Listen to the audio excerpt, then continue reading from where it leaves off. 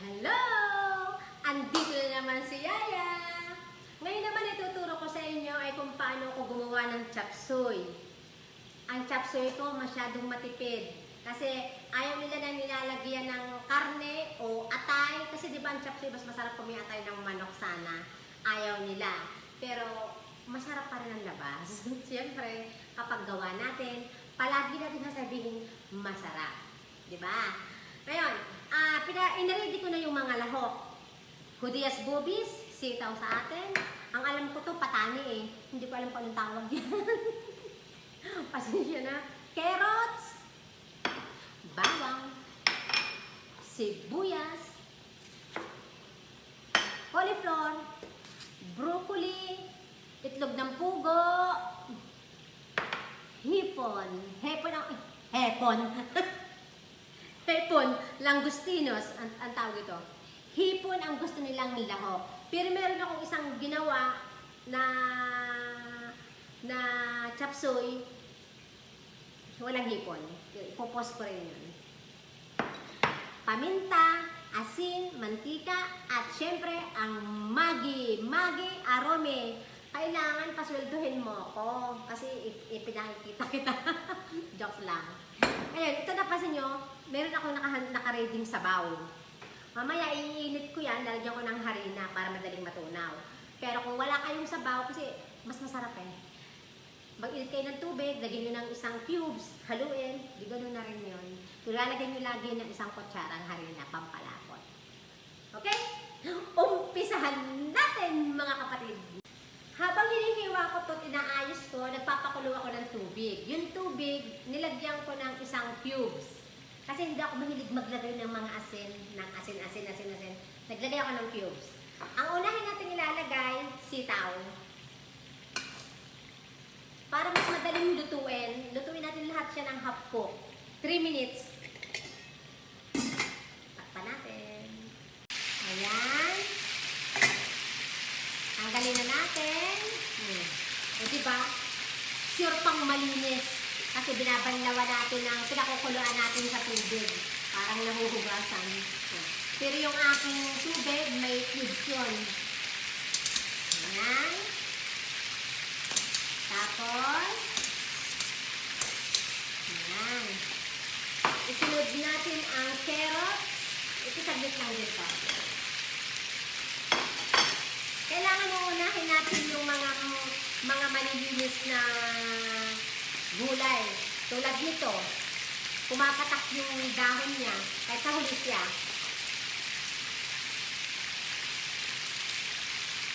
Half cook lang siya, half cook.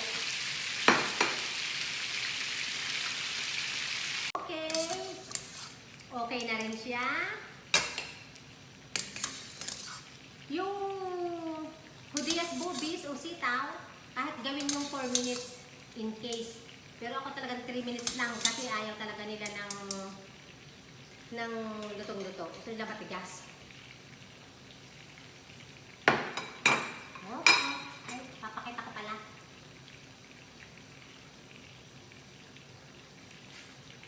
Sunod natin yung sitaw, bataw, patani. Ang alam ko patani ang tawag dito eh. Bahala na kayo kung anong tawag dyan. Kahit naman anong gulay ang ilagay natin eh.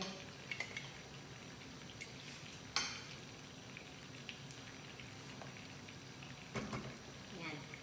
Another 3 minutes.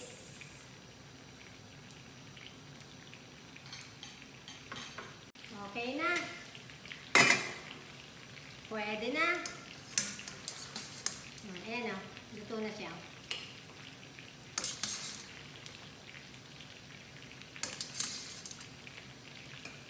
Diba? Yung gulay, malasa na yan kasi yung ating sabaw na pinapakuluan may cubes. Yan.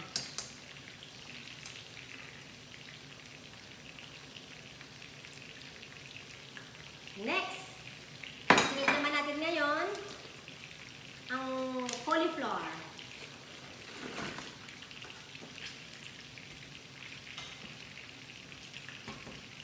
Another 3 minutes.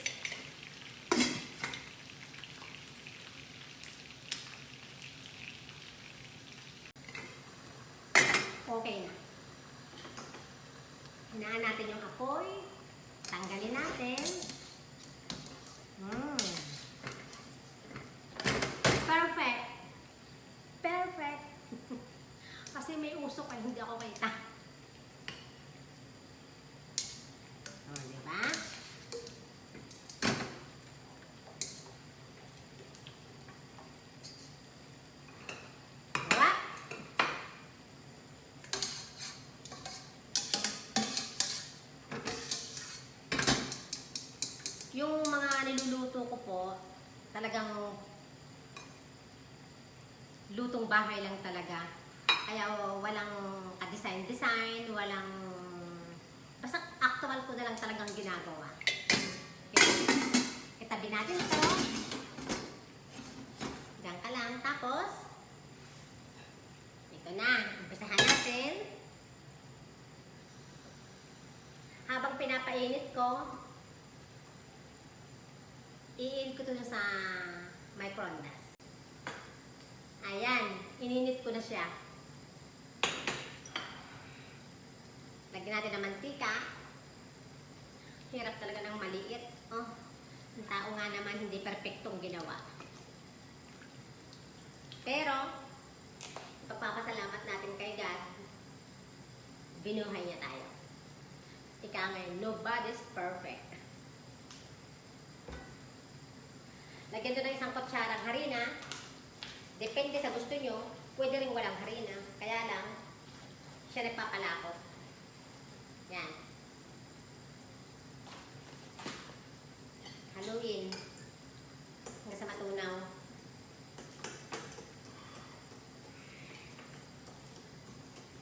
Haluin ay di biro. Habang naghahalo, mainit na siya, kailangan ilagay ang bawang. Yan. O, diba? Bawang, bawang, bawang ahos. Bawang, ahos sa Espanyol. Mas alam ko pa sa Espanyol kaysa sa Ingles. Bawang, ahos. Sa Spanish.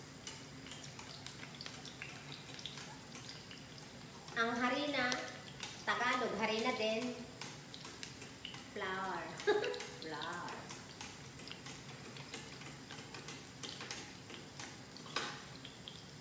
Diba? Wala nang cut-cut ng video. Tuloy. Tuwing sa Pilipinas, pag nagluluto tayo, kadalasan ang bawang, mas gusto nila yung brown na brown. Dito sa amo ko, hindi. Kasi kailangan talaga susundin natin yung kakain. Nakakatuwa lang dito sa trabaho ko, halos ang kinakain nila, para sa akin kasi Filipino food to eh. Halos Filipino food. Pati pansit. Itong gusto nila. Beef stick. Yan, tunaw na siya. Oops, diyan ka.